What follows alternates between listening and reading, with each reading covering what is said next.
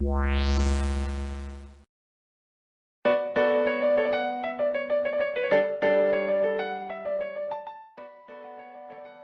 everyone, it's Peach and today is all about time. So I started filming for the BJD Addicts Doll Backstories prompt a while ago and things got really busy.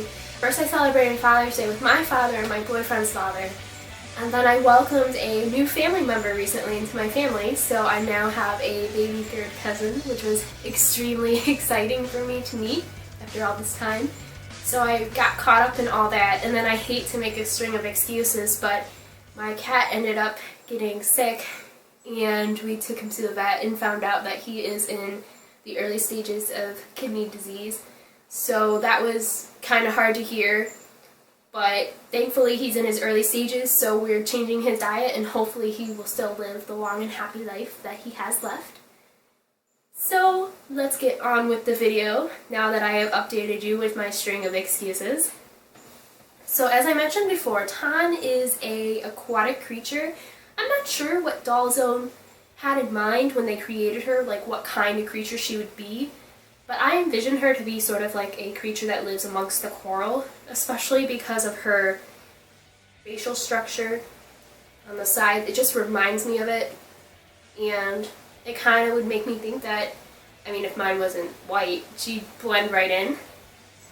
So I have this story for her where she is living in the ocean, her kind, and they are to scale this size compared to humans. I just picture them to be very small, tiny people, and they stay in the water because they fear what humans can do to the water sources such as pollution and what else they may have done to the world. And they also fear other creatures because a lot of them are much bigger than their size.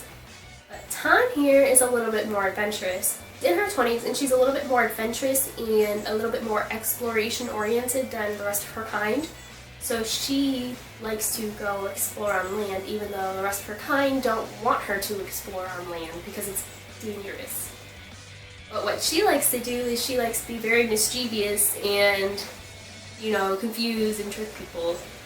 So she'll pop out of water and then, you know, disappear, and people will be like, oh my gosh, what was that? And she'll steal things from people that are small. She's a very, very mischievous little creature. As for personality, she gets very irritated very easily. She doesn't like limitations, which are often set on her because of the nature of her people. So she often breaks them instead of following them. But she does have a strong love for her family. She still loves her family even though she disagrees with a lot of their culture. And she wouldn't ever want anything to happen to her family, and I don't think she would leave her family, but she does like to go out of the water and explore on her own. She's not really any royalty or higher class in her people. She's just a part of the group, so she's just sort of, I guess, a normal civilian as we would call it here, but whatever they would call it in their culture. I don't have it completely figured out yet, but that's definitely how I foresee it. She has quite a few friends that are not her species. She befriends a lot of other creatures, and she doesn't really befriend any humans, but she does find interest in them. She likes to study what they do and she thinks it's interesting. She definitely has the resentment that a lot of her people do with pollution in regards to humans causing most of it. So she still has that feeling that is similar to her people, which I think anybody in her group would feel that way. But she's still, even though she's resentful towards the humans for polluting, she still thinks that there's more to them than what her culture and what her group says, and she's interested in that. She wants to know, well, what else do they do besides pollute water? There has to be something. They're not just here to pollute our water. So she definitely has a very progressive form of thinking in her society. And as I mentioned before, she can be irritable. She can be very sarcastic at times. So although you think she has this sweet little face, she's actually like very sassy. She is a sassy little fish. Don't be sassing with this sassy fish.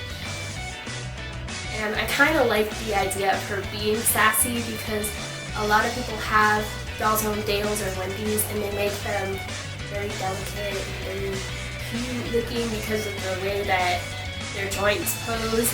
And I just really wanted to go against the grain and make her very sassy and, you know, not as delicate and cute as other people would think.